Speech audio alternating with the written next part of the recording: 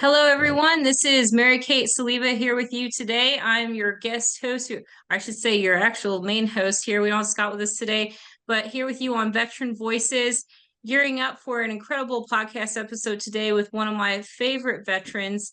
But before we start and hear from him in a bit, we're going to talk about a little bit programming notes here. We are part of the Supply Chain Now family of programming, and today's show is in partnership with a nonprofit near and dear to me, the Guam Human Rights Initiative, and you can learn more about what they're doing at guamhri.org.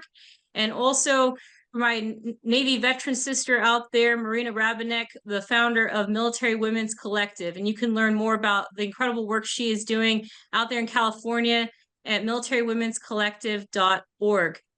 Great partners there, and check them out. And today's show is also going to be talking about I consider him a friend, a mentor, a fellow Hoover Veteran Fellowship friend of mine. He is a Marine Corps veteran and also somebody who you should follow. And he's a published author, three-time national boxing champion, Naval Academy graduate, Marine Corps veteran.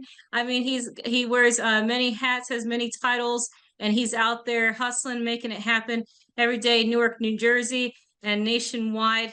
He's also the founder of IRONBOUND Boxing. And I'm so honored to welcome with us on the show Iron Mike Steadman. So thank you so much for joining me today, Mike. Thank you for having me, Mary Kate. It's good to see you. I just like, good to see you too. And I was like, I realized I had to roll right into that without taking a breath because I was like, there's so many things that you're doing right now, and with your own podcast. So I just wanted to start off today. I know you have a list of great quotes that I even took notes on from your book, but I was wondering if you could kick us off today with a favorite motivational quote or lyric of yours. Yeah, I don't know who's it, but I just remember battles don't always go stronger, faster man, but sooner or later, the man that wins is the man that can. And I just goes to the aspect of just confidence and belief in yourself, even when you're against the odds. And that has always stood out. And it's something I've constantly myself and myself over and over again. Oh, I love that. I think you're the first guest that's highlighted that quote. And I can see where that really resonates with where you're at now and where you started from. Now, and for those of us who are just tuning in audio here, Iron Mike he's not an old man. He's a young man and he's out here getting it, making things happen. And Mike, I'm just so impressed with what you've accomplished in just a short amount of time, and just even what you're getting after year. But I was wondering if you could take our listeners back to your upbringing, and I know you touched on it a bit in your book, Black Veteran Entrepreneur. But where'd you grow up at? Yeah, I'm originally from Bryan College Station, Texas, but also claim Tyler, Texas, because I lived in Tyler and Bryan College Station. Growing up, my family there, we lived there for a few years. Then my mom job working in Bryan school, and then we went back to Tyler and to Bryan. Ultimately, up high school and College Station, and so that's why I claim that the most. But grew up in Texas. A lot of people think I'm from Newark because of here, and I so hard, but I'm not from Newark. I just relocated to Newark when I transitioned out of the Marine Corps in 2015. Oh, great. So, but would you say you claim Newark now, though? Newark's your home I now, do claim Newark. I do claim Newark. Absolutely. but Texan at heart. What's a, Yep. if you could a little bit, so I know like, would you say it was a small town upbringings for you? Relatively small town. I mean, I'm not gonna say it was like I don't want to be disrespectful, dunk, but it was a college town. Texas A&M Yeah. University was there. I it's like than like the big metropolitan area used to now, like New York or Newark or Philadelphia, etc. But it was a relatively bustling town. I'm not gonna say that there wasn't a lot to do. Really enjoyed growing up there, but it was great. I have no complaints about my upbringing. While at times challenging, I'm very thankful for the challenges, and I was able to overcome. Because I ultimately, very happy where I'm at in life, and I did a lot of that to the upbringing I had. I think that's fantastic. So I think that's a testament to just where you came from. Like you say a college town, but you're I think you're also like a serial networker. You really know how to bring people together. You mentioned about your mom, so I was wondering if you could touch a little bit with our listeners today about your upbringing. Like it meant talk a little bit about your mom. So I think she just sounds like a really strong, incredible woman. Just on a Yeah, little so bit that I've heard about her. yeah, so my mom, she was a director of special education at Bryan High School. So she was grew up as an educational administrator. Like I said, really focused on special education. Um, but yeah, she raised me by herself. So me and my older sister about 6 years older than me, name is Mm, Candace, and so she ended up going to University of Texas and then going to A&M for grad school. I chose to go to the Naval Academy and ultimately ended up going to Rutgers for grad school. But the entire time we were growing up, my mom worked multiple jobs to keep a roof over our head. From working the front desk of the YMCA in the evening to hmm. catering jobs, whatever she could do to pay the bills. And so again, that's the character I grew up in. And it's a true testament to who you are as a person today. I think you just working off of anything. I think one of the things I love about you, Mike, is that you're so innovative. You know how to make a lot out of something little, and you come out with those challenges. And I know from our perspective, it's probably like Mike's just got it all together. And I know that's not necessarily the case, but I think it just seems to come a lot from like what you're saying about your mom, just out there making it happen, finding a way. Yeah. I mean, sometimes you just got to figure it out, growing up, like I said, we didn't have much. We did the best we could with what we had. And so that's always just been a part of my philosophy of just, figuring out, being thankful for what you have, Right. casting your bucket where you are and making magic out of nothing. Sometimes you got to turn lemons into lemonade. I love that. I love that. And so you ended up talking about choosing the Naval Academy of all places. Now you grew up in a college town, so what made you not want to go just down the street? I think it was just too close to home.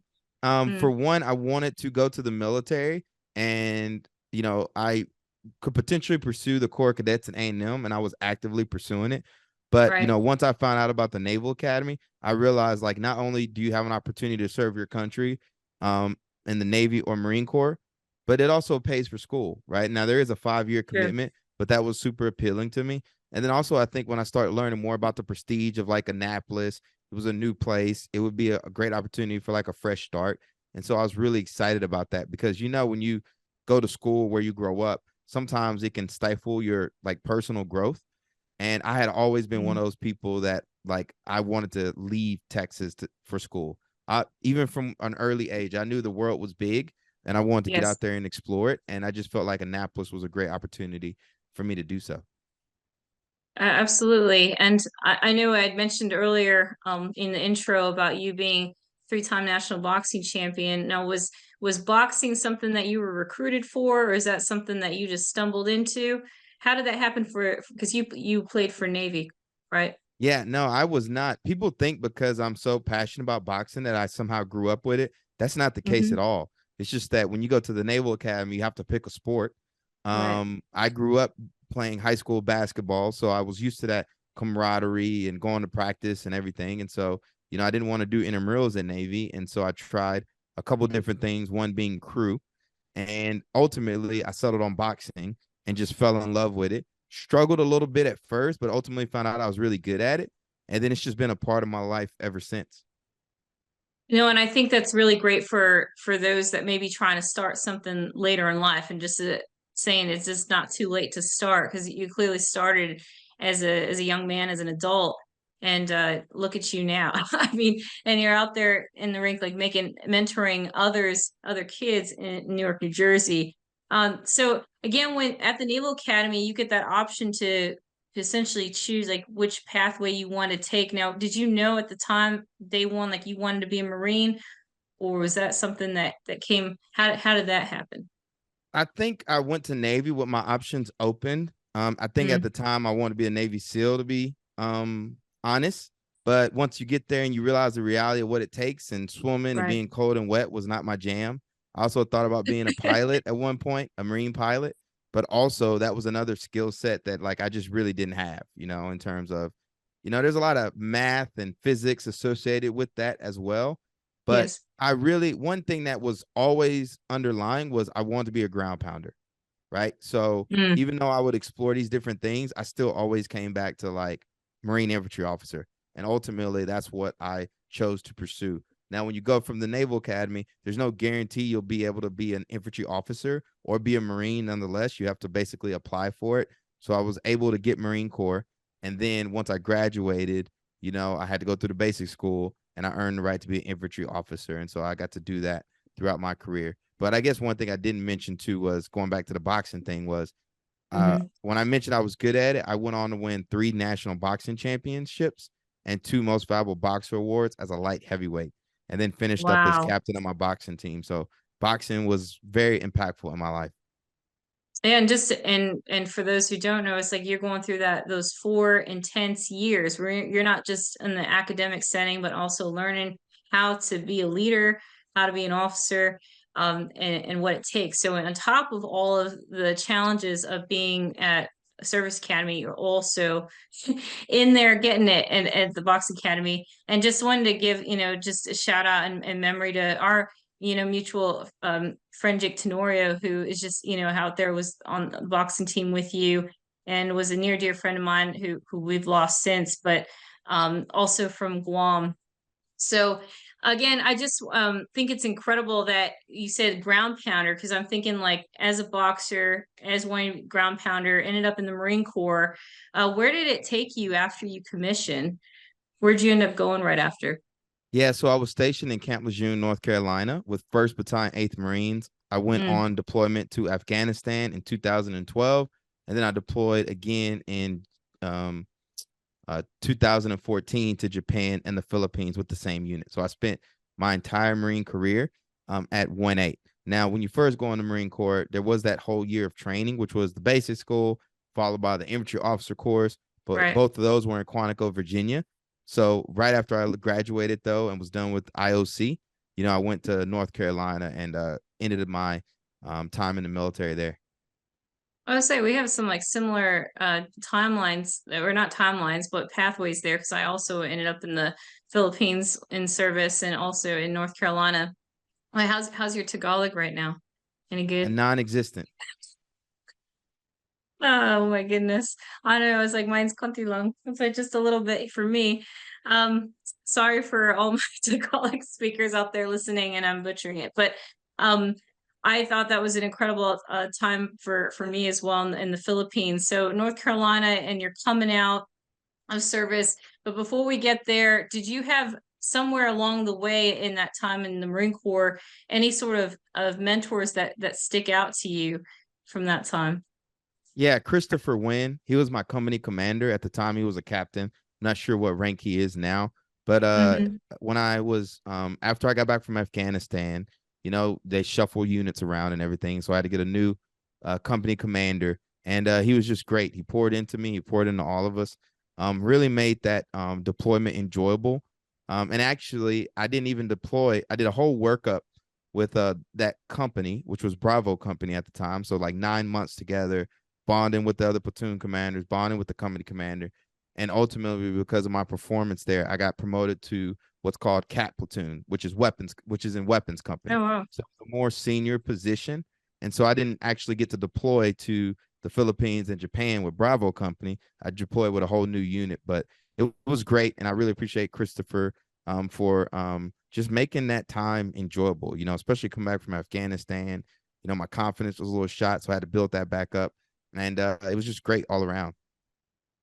And was that some, I think with the Marine Corps and being one of the smaller branches, you really get that time to get to know the men and women that you're leading. Is that something that as far as some self-growth, was there something, lessons learned for you being in a position of leadership, especially in a combat zone? I think just being in the hot seat, understanding what leadership means, understanding what it means to really um empower your junior Marines, because you're not going to be standing over their shoulder in combat. It's just not the reality. It's not how it's set up. So, you hmm know, we're in this age now where people want to track people once they log on their computers. Did you get the work done? You know, just all Yep. this maximum productivity. But at the end of the day, when you're in a combat zone, you actually have to trust people are gonna be do what they say they're gonna do, right? So that's why in the Marine Corps, the core values of honor, courage, and commitment, it's real. And so the art of just delegating leadership, delegating, trusting yourself, trusting your leaders, that was a big thing for me, and having the reps to do it. Because one of the things I'm finding out more and more in the civilian world, we have this term leadership, but a lot of people have never really been in a leadership position. Oh, it's More true. often than not, it's a managerial position. And a lot of times you can have a whole career without ever being responsible for other people. And so Mhm. I'm very thankful that I got to learn that through the School of Hard Knocks early on. And it's just a way of life for me at this point. I like the school of hard knocks, and not everybody's gone through that. And I know of some folks that I can think of the top of my head that are avoiding ever being in a position where they're leading people. But there's something to be said about being able to inspire, even if it's just one person. Like, and you mentioned Christopher, and I'm sure him tuning in, that he'd appreciate you remembering that, just anything that he's taught you while taking you under his wing, and just being able to pass that knowledge forward. I think it's something that you're continuing to do today. Even just for me sitting on the sidelines, you're still doing it, and inspiring folks of all ages. And you're wearing, like I said, many hats, and leading it. um, I did want to get into coming back from, like you said, those leadership points, how you've taken those leaderships now to, as you said, you were the founder of Ironbound Boxing. If you could talk to us a little bit about Ironbound Boxing, but firstly, how you ended up getting into it. What made you realize that there's a gap and you need to fill it, and you'd be that guy? Yeah, so while I was at Navy, and I said this before, being a three-time national champ, I spent a lot of time at inner city boxing gyms in Baltimore, DC, New York City. And one of the things that bothered me was a lot of young men and women inside these gyms looked like me. So, Mm-hmm. at the Naval Academy, there aren't too many. They're better now, but at the time there just wasn't that many black midshipmen, period. And then you go inside the inner Mm-hmm. city, and boxing is a poor man's sport. So you end up having a lot of black and brown kids. And while we box at the academy, ultimately we're going to serve our country as officers in the military, graduate from a world-class institution, and then we'll get out of the military and start businesses, work in corporate America, etc. But inside these inner city gyms, the kids felt like their only option was to turn pro, as they've seen others do, or go to the streets, right? That was the only pathway that was presented to kids for boxing. And I just felt like it was a broken system because, at all the service academies, from Air Force, West Point, Navy, it's all that same mission. Like, yes, we box, but we're so much more than that, right? It's not the end all be all, right? Boxing is used as a leadership tool as opposed to, our professional careers. And so I just wanted to present boxing as a more of a capacity building tool for youth. Yes. And so that planted the seed for what will become Ironbound. And when I transitioned out in 2015, took a job working at a private school in Newark called St. Benedict's Prep, an all boys school right in the heart of downtown Newark that catered to young men of color. Mm-hmm. They've since expanded to women as well, but at the time it was an all boys school. And I lived in the residence hall with 70 teenage boys for 3 years Wow. as their house parent.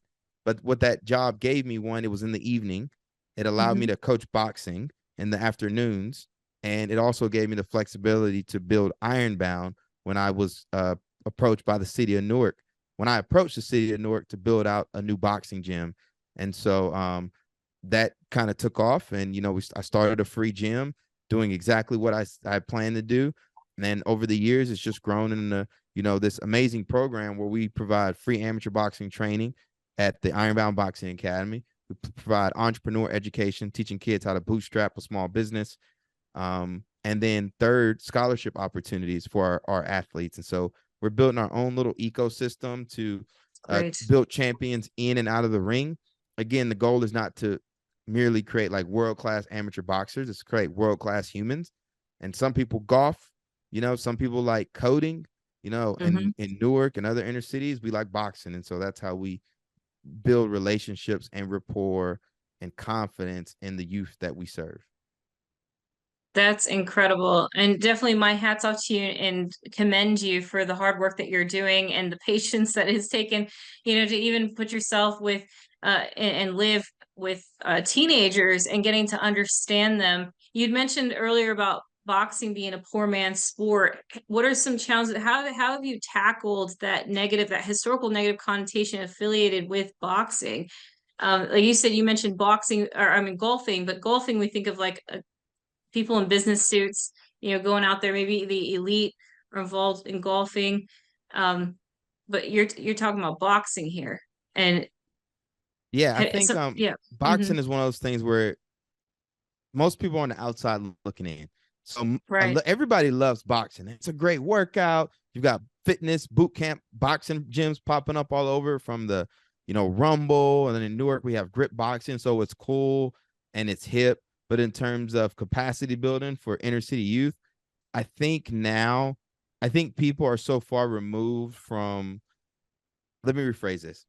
I think the people best positioned to provide capital and affect change in the inner city are also the ones that are furthest removed from it, right? So it's almost like they're on different wavelengths. And so I think certain programs sound good, like an after-school tutoring program or a coding program, but there also has to be this pull from the community, right? And Yes. boxing is something that, I mean, Muhammad Ali, right? Prime example. The branding has been built. It's established. Kids want to feel like a champion. You don't have to sell boxing. You really don't have to educate boxing to these kids. They get it. They know it and they want it, right? And so rather than fight against that, we use that. And while some institutions are more interested in, like I said, after school programming and all that other stuff, we stick Yeah. to what we're good at, which is amateur boxing. And we talk to an audience in terms of our funders that understand that. And that's why you see me so much in the veteran community, because those are the ones that typically fund us more than anyone else. Veteran businesses, nonprofit leaders, the veteran community as a whole and its affiliations, they understand boxing provides the opportunity to build confidence, resilience, courage, and grit. And they understand that kids in a challenging environment in the inner city, a lot of them lack confidence. Let's just be honest. And so they need a place where they can go build themselves up, and boxing makes sense to them. So we don't fight it as much as we used to. I'm very targeted in terms of what I dedicate my time and attention to. And if people feel some kind of way about boxing, it's not my responsibility to, educate them. My personal opinion, because they're never going to support us anyway. So I would rather spend that time, effort on people who get us, understand what we're doing, and are more than Yeah, willing to support. absolutely. And I think even now as an adult, when I sit in courses like certification courses, is usually like a booklet, the latest edition manual that's telling me like box methodology. This is how you need to go from step A to Z, and this is how you're going to do it. But and just watching and tuning into some of your podcasts too, and just what your methodology and how you're helping these kids, you're giving them that space and that room to grow and really go through that journey of self-discovery, instead of you coming in there and being like, you had this your wealth of knowledge, one of the top counties in the country, world experience, coming with all this leadership experience as well, and you're not telling these kids this is what you need to do. You're empowering them to be able to do that, to find it for themselves and to grow that confidence, which I think is absolutely incredible. But the fact that you identified the veteran organizations or veteran businesses were able to help you and they'd identify more, I think is really interesting. Did you want to add to how you came upon that discovery to bridge that gap? Yeah, I mean, for years I was fighting an uphill battle to raise funding for our program. And then one Right. day I looked up and I got my biggest donation from a Naval Academy classmate. I was like, Oh, oh, that's wow. interesting. And then I started looking at some other donations and I realized, like, by and large, they were veterans anyway. And so then I started to really kind of double down on that. And especially when the pandemic hit, so many veterans reached out to me to support what we were doing. And that's really when I knew. And so Mm, that's around that time, right around 2020. Like, I was already kind of making the transition because I won a big grant in 2019 through the Street Shares Foundation for mhm. 25K. And so then by the time 2020 hit, I had already been like, yeah, I need to focus on nourishing these relationships with the veteran community.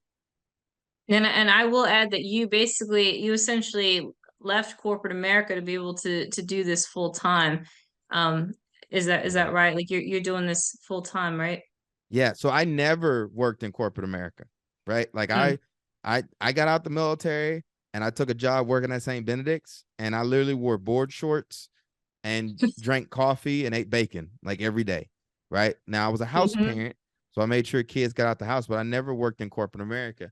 And I knew, because I knew boxing was a poor man's sport and amateur Mm. boxing was an extremely poor man's sport, that I would need to have some income for myself if I want to do Ironbound full time. So, as I think sometimes we sell this vision of like, oh, I'm going to quit my job and I'm going to start this nonprofit and it's going to be great.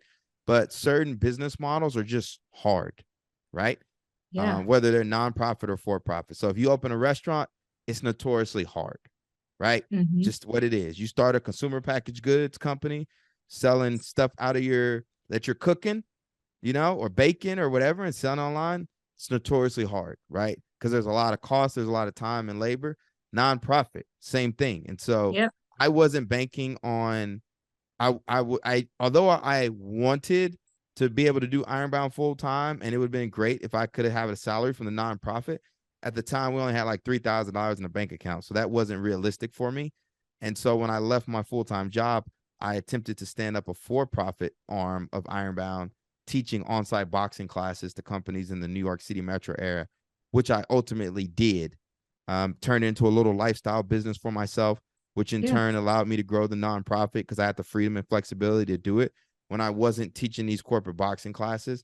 But Mhm. ultimately, the pandemic put that business out, mainly because businesses fell for two reasons. Number one, no market need, and they ran out of cash. And when the pandemic hit, there was no longer a need for on-site boxing classes. And so while my clients, some of them able to pitch a pivot to doing virtual, it just wasn't fulfilling me. It wasn't fulfilling to me. Like that's not what I had got into. I'm a people person. And so I ultimately ended up shutting down that business and launching what became Ironbound Media, producing podcasts and creating content for veteran organizations and businesses. No, and I think it just even and you're consulting now too, correct? Yeah, business coaching. Business coaching, which I think, for anyone out there, you are incredible wealth of knowledge. You have a lot of backing. You have a genuine nature and a good heart that, I mean, if anyone listening out there needs a business coach, I think you have overcome so many challenges. Like you said, $3,000 in the bank account, and that would be nerve-wracking for anybody to be able to take that leap, and especially to see how successful you are now without having even stepped into corporate America, I think is incredible. So which brings me to wanting to touch on your book, Black Veteran Entrepreneur. I actually have it here with me, an autographed copy. Thank Don't you. be jealous to our listeners. But you had co-wrote that with Lana Abernathy, who's also a Naval Academy graduate. And if you could just share a little bit about how this book came about and I think it better coming from you, the book, instead of me sharing it. Yeah, You could when I touch got on. out, like most of us, when we transition out of the military, we know very little about business, right? Right. And so when I came up with this idea to start Ironbound Boxing, I was just a guy trying to fund a free boxing program. I had no real business acumen. I was just trying to will it with grit and determination. And ultimately, I started to get exposed to these entrepreneur education programs offered to the veteran community. First, Stanford Ignite for post 9/11 veterans. It was like a 4-week entrepreneurial boot camp at Stanford's Graduate School of Business that I got to participate in. I got connected with Bunker Labs, a national network of veteran and military spouse entrepreneurs committed to growing the ecosystem of businesses in that community. Street shares, just tons of these amazing programs. And back in 2017, when I first went to Stanford Ignite, I was the only Black male in my cohort of like Wow. 30. And so the more and more of these programs I went to, I kept seeing a pattern over and over again of like, hey, where are all the Black veteran entrepreneurs? And I realized that and I know they're out there, but a lot of times certain communities can, whether they intend to or not create agency where people feel like, oh, this is for me, right? So over 40% of the military is minority, period. But when you would look at the companies that were getting invested in by the military community, Right. I wasn't seeing that reflected, uh, that number, right? And so essentially, rather than putting a thumb in people's eye, I decided to be part of the solution instead of the problem. And I came up with this idea to write a Black veteran entrepreneur with Alana to teach our community how to launch a venture, whether you receive funding or not, and just sharing some of the lessons I learned over the years from running Ironbound Boxing, launching Ironbound Media, investing in business coaching, and all the knowledge and books and stuff I read. So that way people feel empowered and we can start to grow this community and create a networked effect of more Black veteran entrepreneurs, brown entrepreneurs, just underrepresented entrepreneurs in general. And also with the intent that not only do these entrepreneurs build their ventures and grow them, that they also reinvest in their local community in some capacity. So that was the other thing that a lot of the Black veteran entrepreneurs I came across through pitch competitions, etc., they all had this social focus to their businesses. And that's something that I wanted to cultivate and say, hey, that's okay. And so really Black veteran entrepreneur is more of Alana and mine's point of view of how we see the entrepreneurial landscape. But it's more than that. It's also a playbook. So, sometimes people write books and it's this is me and my story. I'm important. That's not the case. If anything, my story is just like one of 8 featured throughout the book, I believe. And it's more of a case study. So I hope people enjoy it and get value out of it, but more important, implement it and pass it along. No, I 100%. And I just want to applaud you for being transparent. I was up to like 2 o'clock in the morning over the holidays when I got your book home, and I was taking notes. And for those like for me, I just started my own nonprofit this past year, and so many, like you said, just that playbook, so many things that you brought up were things that I'm facing right now or was facing at the time when I was reading the book. And I was passing that on to my co-founder. And there's just so many nuggets of information here and lessons learned that I appreciate it. And like you said, it is definitely not a book about look at me, I'm Iron Mike. There's things in here that you were just transparent about your failures too, which I really appreciate. You didn't say like you never stepped foot in corporate America and you had it all figured out and you found a way to, there was stuff that you faced. And I love that you started way back to just even your upbringing, to know that you weren't, you didn't come out born with the silver spoon in hand. So I appreciate that, Mike. Thank you. What was the biggest, is there anything in the book that stands out to you more than anything else? It's the confidence, because I've talked to you in person about this before. The fact that you hadn't stepped into corporate America, you talking about funding yourself, like don't be afraid to fund yourself. I know I was looking at like how you have created, like you said, the ecosystem, and you were able to you didn't say like I'm just the founder of Ironbound Boxing and that's it. You've managed to again be that business coach. You're running a podcast. You're engaging with folks that are smarter than you, but that your whole section, even just I think about funding, investing in yourself, funding, don't be afraid to fund yourself, was something that I realized that I wasn't doing, that I was just like feeling kind of stuck, like I can't find anybody to, and I have to somehow tell the story to get people to be on board. But I think that part was that was a chapter that I really appreciated. Again, just knowing a little bit about your upbringing too was strong. So I wanted to touch on the fact what you said about the Black veteran entrepreneur, that you didn't see other folks, other folks writing about this topic, and you mentioned about Black veteran entrepreneurs being underfunded and underestimated, no different than the rest of our nation's Black entrepreneurs. And you said, I envision a reimagined future where rather than relying on others to fund us, we fund ourselves, starting our own venture capital funds to invest in one another and communities. Could you touch on that? Have you seen that, the power of that working for you now? Not so I'm constantly investing in other founders in general, whether it's through time, right? And so sometimes time is money, right? So making time to, talk them through brand strategy, provide them insight and advice is super impactful. But one of the things that I was getting on is, we know that there's this gap in the ecosystem in terms of funding, but we can't expect others to fund us if we don't fund ourselves. So I envision a future where we create these cash flow positive small businesses and venture backed startups. That way we can fund our own, venture studios, invest in other Black owned businesses or Black veteran entrepreneurs. It's not just about investing in Black veteran entrepreneurs, it's about investing in Black entrepreneurs, period.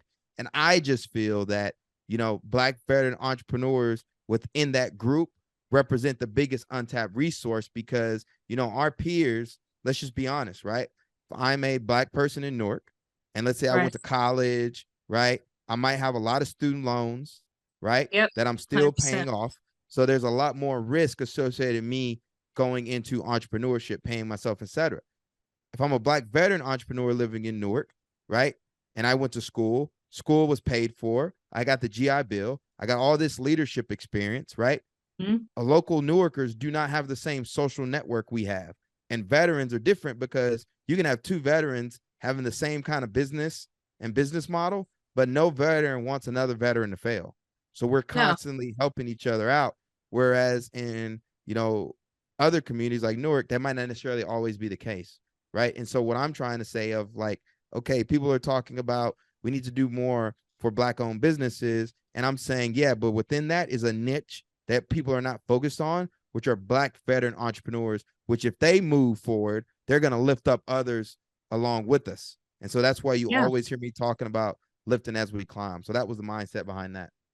Oh, I literally just got goosebumps right now where you're saying that lifting up his climb, like standing on the shoulders of giants.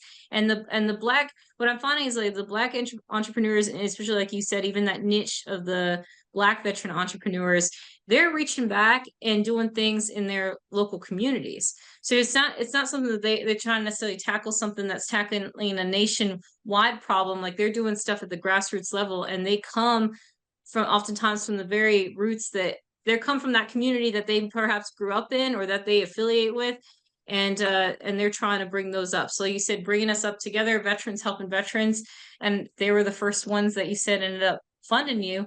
So it's definitely an untapped resource that I appreciate you bringing up in your book, because for my nonprofit's focus primarily on human rights on an island, even though it's a U.S. territory, that's so far out of sight, out of mind.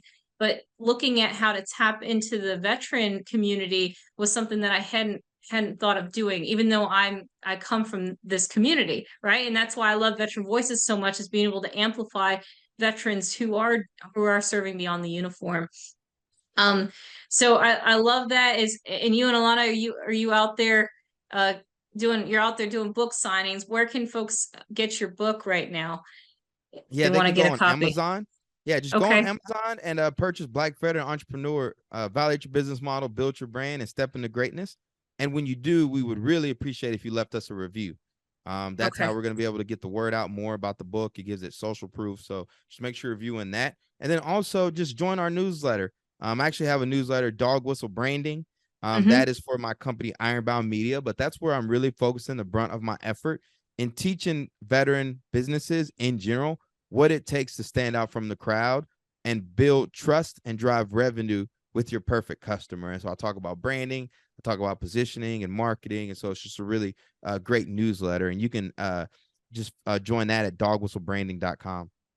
Fantastic. I love that. And could you touch a little bit about what you end up talking about in Confessions of a Native Son as well? Because I know you run that too. Yeah, Confessions of a Native Son was actually my first podcast. And the focus of that is really just my own kind of personal journal, sharing my perspectives on race, culture, and business from the perspective of a Black Marine infantry officer and Naval Academy graduate. So again, there's a lot of intersectionality there, but ultimately I just felt like my voice is not something people typically hear on the mainstream media or in the news. And so I just wanted to have a platform that allowed me to just express myself. And so that's what not Dog Whistle Branding. That's what Confessions of a Native Son is. That's great. And I know and for our listeners, I touched on it in the very beginning, but Mike, I was honored to be able to be with you with the Hoover Veteran Fellowship Program. And I guess I just touch on current events here. We just spent the last year of us, amongst the initial 10 veterans that were selected for the inaugural Veteran Fellowship Program, and all of us focused on different topics. But yours especially really spoke out to me. And again, testament to veterans helping veterans. How was your experience, do you feel like, from what we've gone through this past year in the program under Dr. Condoleezza Rice? It's been great. I've been lucky again. I never um, had to pay to go to school at Stanford, but I feel like I spent a lot of time out there between Stanford Ignite and then being a Hoover Veteran Fellow. Just our cohort is amazing. You, Mary Kate, and Jackie and Denise and all the people that make that program possible. And the icing on the cake was definitely being able to spend, a week in another country, the Republic of Georgia, on a study abroad trip. I haven't done Mhm. anything like that before. And it was just absolutely amazing to be away and be so present, and visit a country that, when you think about the East, especially the Far East, like that's not a space I have a lot of agency in. So it was real interesting to be able to travel out there and experience that culture. And so I can't say enough positive things about the Hoover Institution and that amazing program. Yeah, I second you there. That was just an incredible, I felt like a once in a lifetime experience, but to be able to do that with other veterans and with Jackie and Denise at the helm, just an incredible experience. And for our listeners, if this program for post 9/11 veterans, you can check it out. It's out of Hoover Institution out over by at Stanford University. And you can reach out, to Mike, and I are happy to talk and share more about the program, and definitely encourage those to apply, especially if you're focused, passionate about a particular project that's impacting the American people. And I love, Mike, that you are tackling day in and day out on a topic that others are not thinking about, and you're connecting those dots and bridging those gaps. Um, Wanted to, again, just be able to see about what's next for you. I want to, what's next? What you got coming up, and is there a way that perhaps our listeners can support you moving forward? Yeah, I think the biggest thing for me is obviously still working on creating impact here locally through our nonprofit Ironbound Boxing, tightening that up. Additionally, on Ironbound Media side, looking to grow that, get us a couple more podcast clients, because we enjoy producing what we call dog whistle brands, combining brand strategy and podcasting, to help our clients attract the perfect customer and build trust and authority with them. And so Mhm. really that's my focus now. And obviously I have the book out, but obviously you can't do everything at once. And so I'm going to focus on that, continue to build amazing relationships within the community, continue to grow some of our podcasts, including Mhm. Dog Whistle Branding, which is another one I personally host, and just real excited for everything that's about to come. And I was saying, and for our up and rising veteran entrepreneurs that are listening, you also do a great deal with Bunker Labs. And I see you, I'm like out there on LinkedIn, but they're having you come out and speak all the time. So again, just if you could touch real quick on what Bunker Labs is, because I know that was a great opportunity that you seem to be really into doing right now. Yeah, I came up through the Bunker Labs ecosystem. And as mentioned previously, their sole purpose is to help connect veteran entrepreneurs and military spouses with the tools, resources, and community that they need to grow businesses. And so I host a podcast for Bunker Labs called The Transition. We go live on Tuesdays on off our live version on LinkedIn, but it drops every week as well. And so it's a great, if you're a veteran entrepreneur, military spouse, you need to be connected with Bunker Labs. We got amazing programs to support you on your entrepreneurial journey. Great.